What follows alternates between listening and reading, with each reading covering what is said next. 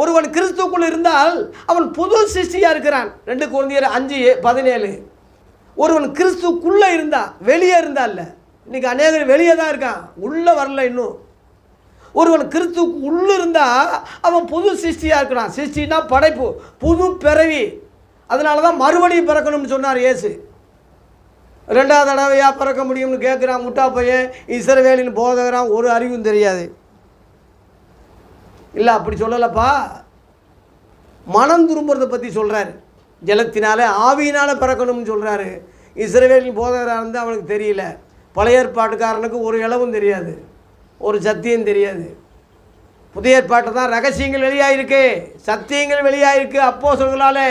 பழைய ஏற்பாட்டுக்காரன் பங்கு பங்காக வகை வகையாக சொல்லப்பட்டதை தவிர முழு சத்தியங்கள் வெளிப்படலை.